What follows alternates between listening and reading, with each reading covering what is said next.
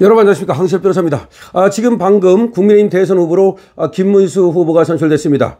방금 국민의힘 대선 후보로 김문수가 선출됐습니다. 국민의힘 대선 후보의 김문수 후보가 오늘 선출됐습니다. 작년 1.23 비상계엄 선포 이후 윤석열 전 대통령이 탄핵된 지 29일 만에 국민의힘이 대선 후보를 선출한 것입니다. 6.3 조기 대선은 31일 앞으로 다가왔습니다. 김 후보와 함께 경선 결선에 오른 한동훈 후보는 탈락했습니다. 국민의힘은 3일 오후 경기 고양 킨덱스에서 전당대회를 열고 이 같은 결선 투표 결과를 발표했습니다. 당원 투표 50% 그리고 국민 여론조사 50%입니다. 지난 1일 양일간 실시한 최종 결선 당원 투표율은 52.62%였습니다. 총 40만 2,481명이 투표를 했습니다. 김문수 후보는 경북 영천 출생으로 경북고를 졸업하고 1970년 서울대 경영학과에 입학해 학생운동과 노동운동을 했습니다. 1974년 전국민주청년학생총연맹 사건으로 제적된 바 있습니다. 1985년 구로동맹 파업 이후 서울 노동운동연합 결성 등을 주도했습니다. 진보정당인 민중당에서 활동하다 1994년 민주자유당에 입당, 15, 16, 17대 국회의원, 경기 부천소사에서 국회의원을 3번 했고 32, 33대 경기지사 등을 지냈습니다. 윤석열 정부에서 노사정이 참여한 사회적 대화 기구인 대통령 소속 경제사회노동위원회 위원장, 고용노동부 장관을 맡았습니다. 지난달 8일 고용노동부 장관직에서 물러나 대선 출마를 선언했습니다. 자, 김문수 후보가 지금 윤석열 대통령에 이어서 지금 국민의힘의 대통령 후보로 선출이 됐습니다. 이제 제21대 대통령 선거 후보가 김문수로 확정됐습니다.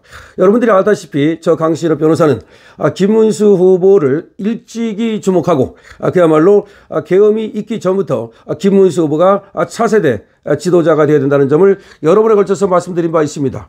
그런데 바로 오늘 김문수 후보가 국민의힘 후보가 되는 감격스러운 일이 벌어졌습니다.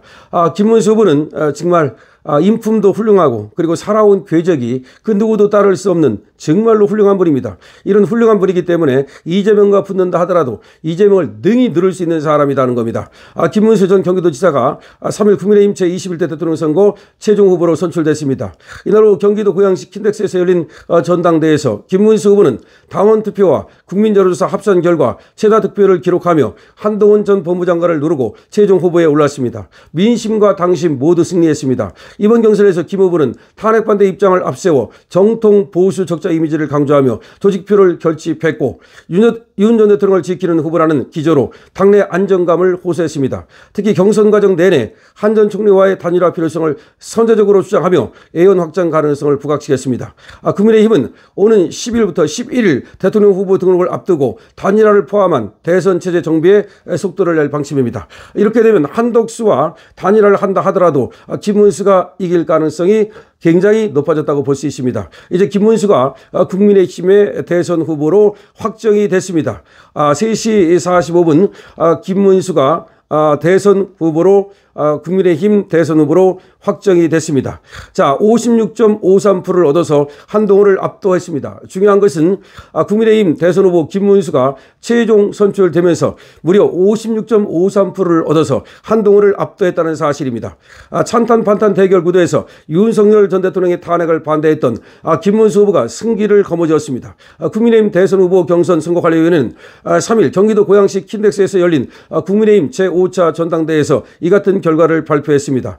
당원 투표 50%, 국민 여론조사 50% 비율로 진행된 이번 결선에서 김문수 후보는 45만 5,044표의 득표율로 56.53%를 차지해서 표는 45만 5,044표, 득표율은 56.53%로 한 후보를 완전히 제쳤습니다. 한동훈은 43.47%를 차지했습니다. 압도한 것이죠. 13%, 이거는 국민의힘 경선 역사상 가장 큰 차이가 난 것입니다. 당선된 김 후보는 공식 후보 등록 전날까지 한덕수 총리와 단일화 여부를 결정할 것으로 보입니다. 자, 김문수 후보가 지금 국민의힘의 대선 후보로 선출이 됐습니다. 김문수 후보가 국민의힘의 대선 후보로 선출이 됐습니다. 김문수는 최종 득표율 56.53%로 경선에 승리했고 한동훈은 43.47%로 패배했습니다.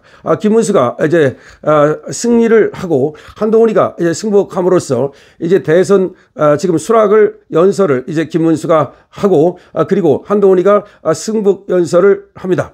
그래서 김문수가 국민의힘의 후보로 선출이 됐고 한동훈은 고배를 마쳤습니다. 제21대 대통령 선거에 나선 국민의힘 대선 후보로 김문수 후보가 뽑혔습니다. 김 후보는 오늘 56.53%를 득표했습니다. 한동훈 후보는 43.47%를 득표했습니다. 압도적으로 당신과 민심에서 모두 김문수 후보가 승리했습니다.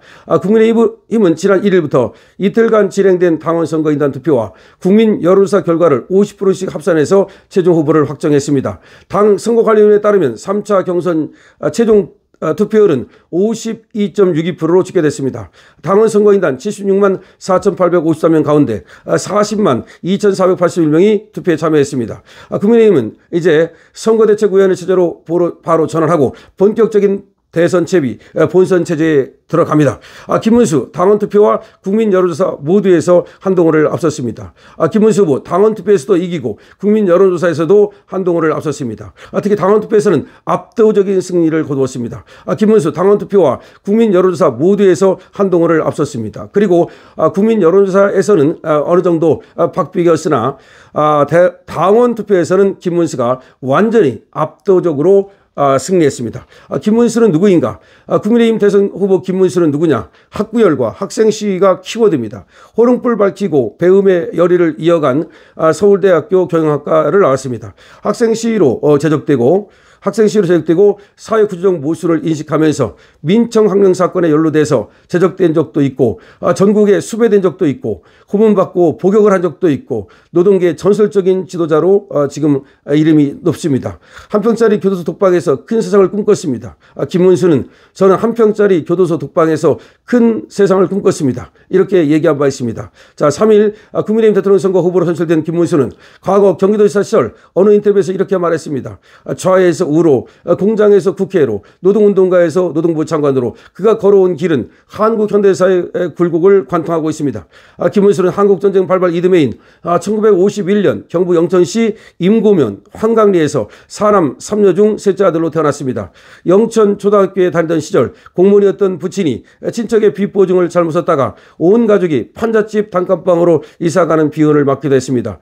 김문수는 전기불이 들어오지 않는 영천읍 내에서 호롱불을 밝혀놓고 공부할 정도로 배움에 대한 열이 하나만은 대단했던 것으로 전해집니다. 초교 졸업 후 대구로 유학, 당시 수세지만 들어갔다던 경북중고에 입학하고 경북고 재학 시절에 이르러서야 번듯한 대구 남산동으로 이사를 했습니다. 하지만 김문수는 그 동네에서 유일하게 초가 2칸에 판잣집 1칸을 사용했는데 어느 방에서나 천장 틈새로 파란 하늘이 보였고 벌레가 기어다닐 만큼 볼품없는 집이었다고 당시를 해상했습니다. 이런 열악한 환경에서 그는 1970년 서울대학교 상과대학 경영학과에 합격했으나 71년 11.5 부정부패 척결 전국 학생 시위로 제적이 됐습니다. 이때부터 김문수는 가난을 구정 문제로 바라보면서 사회 모순을 인식하고 과감한 개혁의 필요성을 느꼈습니다. 이후 고향인 영천으로 내려와 사회치 운동, 야학 등 농민운동에 주력하던 그는 74년 민청학령 사건에 연루돼 또다시 제적되고 전국에 수배됐습니다. 김문수는 78년 도루코 노조위원장, 85년 전태일 기념사업회 사무국장을 역임했으며 서울지역 노동운동연합 선우련 지도위원이던 86년 인천 직선제 개헌투쟁으로 구속되고 고문을 받고 2년 6개월간 복역하기도 했습니다. 온갖 고초를 겪어가면서 그는 서울대에 입학한 지 25년 만에 졸업장을 품에 안았습니다. 김문수는 노동운동권의 전설적인 지도자로 회자됩니다. 후유증으로 한쪽 귀가 잘 들리지 않을 정도로 고문을 당하면서도 동료들의 이름을 지켜냈습니다. 80년대 많은 운동권 대학생이 그의 영향을 받은 것으로 알려집니다. 그런 김문수는 정계에 입문하여 인생의 전환기를 맞습니다. 90년 이재호 등과 민중당 창당에 참여하고 노동위원장으로 선임된 데 이어서 제14대 국회의원 총선거에서 민주당 전국구 후보 3번으로 출마했지만 낙선했습니다. 민중당은 당시 한 석도 얻지 못했습니다. 그는 94년 제야민주화 운동 인사들과 함께 보수정당인 민주자유당에 입당 후 96년 신한국당 공천을 받아 제15대 국회의원 총선거에 부천시 소사구에 출마했습니다. 이때 김대중 전 대통령의 최측근이던 박지원을 누르고 당선되면서 전국적 스타로 발돋움하게 됩니다. 자, 이어진 10년간의 국회의원 생활은 김문수라는 이름 석자를 국민들의 뇌리에 확실히 각인시키는 시간이었습니다. 그는 현실 속에서 정의를 지향했습니다. 깐깐한 성격, 빈틈없는 논리, 청빈한 생활은 한나라당 내 보기 드문 캐릭터였고 가난한 국회의원으로 상대당 어느 누구의 공격에서도 자유로웠습니다. 대통령 친위적 비리를 폭로하여 야당 저격수로서 역할도 톡톡히 해냈습니다. 이 같은 저력으로 김문수는 제16대 17대 총선에서도 부천 소사에서 탄핵 역풍까지 뚫고 내리 3선에 성공했습니다. 관용차 뒷자리보다는 택시 운전대를 잡으며 현장 구석구석을 살폈던 그는 대장동보다 훨씬 큰 규모의 신도시 개발을 진행하면서 단 한 건의 비리에도 연루되지 않았습니다. 공천관리위원장으로 활동할 때는 역대 가장 공정한 공천이라는 평이 따랐습니다.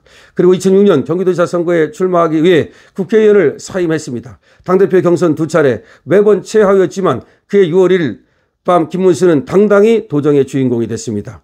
취임 첫 해부터 그는 앞서가는 경기도, 편리한 경기도, 잘 사는 경기도, 매력 있는 경기도 등의 슬로건을 내걸고 경기도민들의 삶의 질 향상에 전력했습니다. 이와 같이 도지사로서도 너무나 훌륭한 업적을 이뤘고 그래서 대선 후보로 그는 GTX 등 광학교통망 전국 확대를 비롯해 첨단 산업의 지방 유치, 교육, 의료, 문화, 인프라 개선을 저출생과 고령화 해결의 핵심 전략으로 제시했습니다. 낙담하는 청년 세대의 희망의 사다를 놓아주기 위해 연금 개혁과 고용 문제를 국가 최대 어젠다로 놓겠다고 약속했습니다. 자, 김문수는 청년 문제를 그리고 일자리 문제, 고용 문제를 반드시 해결하겠다는 비전을 제시했습니다.